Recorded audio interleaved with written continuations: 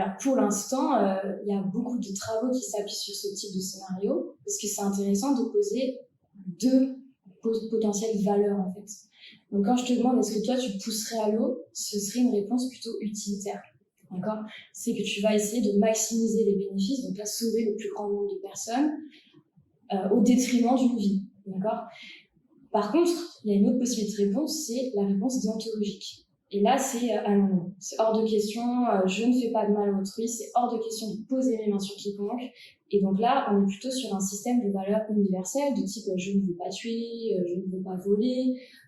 Donc c'est des choses qui sont plutôt intuitives, liées aux émotions, automatiques en fait chez nous.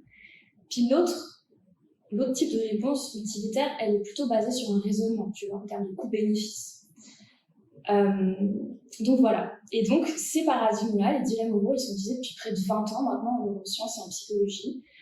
Ils sont critiquables, mais on peut quand même s'en servir pour étudier ce qui se passe dans le cerveau quand on prend ce genre de décision qui est très difficile et très ambigu. Parce que là, du coup, donc, le point de vue utilitarien, c'est l'avantage qu'il a, c'est que du coup, il va s'adapter. Ce ne sera pas toujours la même réponse en fonction de la situation. Elle va changer.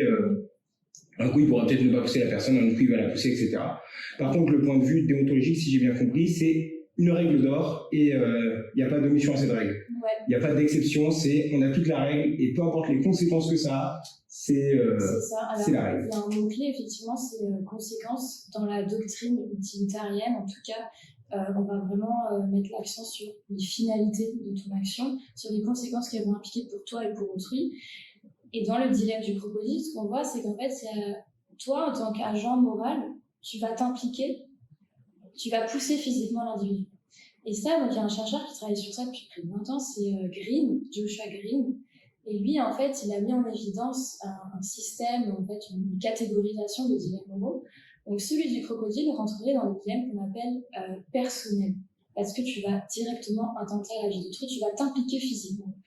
Et en fait, cela, pour les individus, et puis dans notre cerveau, c'est très compliqué en fait de les gérer parce qu'il y a vraiment un conflit très important. Ils vont générer un conflit moral beaucoup plus grand que s'il n'y avait pas de blessures directes en fait. Et puis on a d'autres types de dilemmes. Alors il y a le dilemme du trolley, le classique en fait, où là tu as un système de levier, tu es dans un wagon qui roule à toute allure. Et puis en fait, tu peux être dedans ou pas, ça dépend de la variante du scénario. Mais dans celui-ci, tu vas pas, toi, t'impliquer physiquement en fait. Et donc, on va parler de dilemmes non personnels. Et ceux-là, ils sont plus simples à résoudre. En général, en fait, les gens, ils vont plutôt être à peut-être 60% utilitariens, 40% déontologiques. Donc, tu vois, c'est quand même un beau mélange. Mais par contre, l'autre, si je vais passer en classe ou pendant une conférence, on peut s'attendre à 80% de réponses déontologiques. C'est hors de question de pousser un touriste à l'eau pour sauver les gens sur le bateau. Donc tu vois, il y a vraiment un effet d'interaction. Donc quand les gens sont sur un choix qui est impersonnel, c'est-à-dire que c'est pas eux directement qui poussent la personne, même si les conséquences sont les mêmes, il va y avoir plus de choix utilitariens, donc une majorité quand même. Par contre, dès que ça va être impliqué par eux-mêmes, ils vont refuser de le faire. Alors ça peut être impliqué par eux-mêmes, puis ça dépend de la variante du scénario, mais ça peut être aussi dès que tu vas faire une blessure physique en fait, dès que tu vas toi porter atteinte à l'intégrité d'autrui, là on va considérer qu'effectivement on aura plus de gens qui vont donner des réponses déontologiques.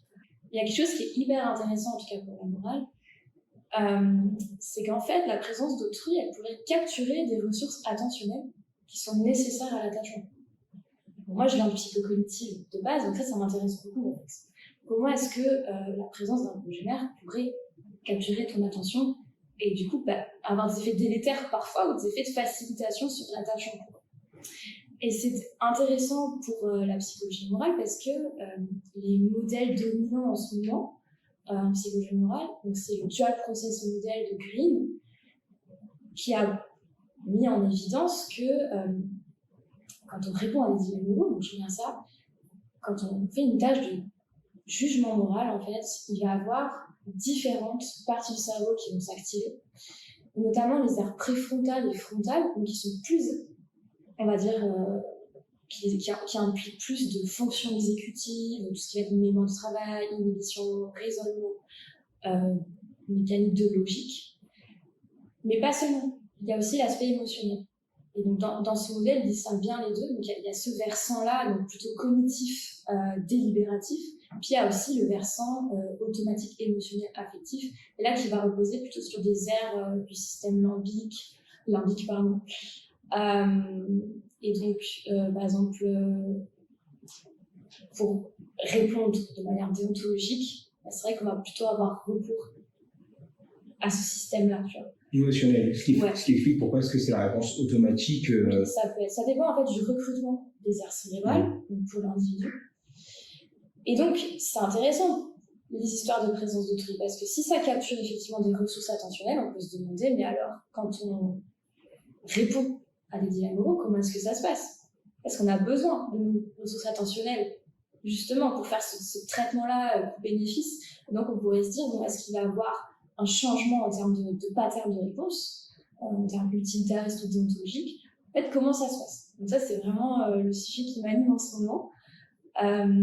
Et donc, il y a des pistes, il y a des travaux de chercheurs qui ont tenté de s'approcher un petit peu de ça. Il y a un travail que j'aime bien. On a demandé à des participants de se mettre en face de miroirs. Donc leur propre reflet était constamment là pendant la prise de décision morale. Et en fait, ce qu'on voit, c'est qu'ils vont répondre de manière beaucoup plus ontologique, même sur les dilemmes qui sont personnels. Et donc ça, c'est intéressant. Pourquoi? Parce que le reflet, ton propre reflet, il va avoir un effet, en fait. Donc une des interprétations, c'est que tu veux maintenir une image positive de toi au quotidien. Dans la vie de tous les jours, les humains, ils tendent à maintenir une belle image d'eux-mêmes et une image qui soit moralement consistante. Alors, donc là, c'était vis-à-vis de soi-même. Mais quand on demande aussi à des participants d'imaginer ce que d'autres ont répondu sur les dilemmes moraux, et quand on leur force un petit peu la main, par exemple, en leur disant, bon, bah là, par exemple, toute votre classe ou tout votre groupe a répondu en majorité de manière utilitariste ou déontologique sur ces dilemmes, ben on voit qu'il y a une majorité de personnes qui vont suivre la majorité déontologique, mais pas utilitariste. Et donc ça, c'est intéressant parce que ça mène à notre sujet, c'est qu'on va faire un petit peu moins confiance aux gens qui vont faire des choix déclarés utilitaires. Okay. Et ça, ces histoires de confiance, elles sont intéressantes aussi pour la vie en société. Quelqu'un qui se déclare, prend l'idée du début, mais qui va dire, bon, bah, moi, effectivement, je vais pousser cette personne du bateau. Effectivement, tu peux tendre à lui faire un petit peu moins confiance. En tout cas, dans tes interactions sociales futures, c'est possible que ce ne soit pas un partenaire de choix. Oui, donc là, si je résume tout ce que tu viens d'expliquer, parce que tu as couvert pas mal de terrain. Donc, tout d'abord, c'était que la présence d'autrui peut altérer ou faciliter les tâches cognitives. Et donc, si ça nous prend des ressources d'attention, etc., ça va rendre plus compliqué un choix utilitariste qui nécessite de prendre en cause plusieurs causes conséquences et donc de vraiment réfléchir. Et du coup, on va augmenter le choix déontologique sur les dilemmes personnels et impersonnels. Ça, c'est une possibilité.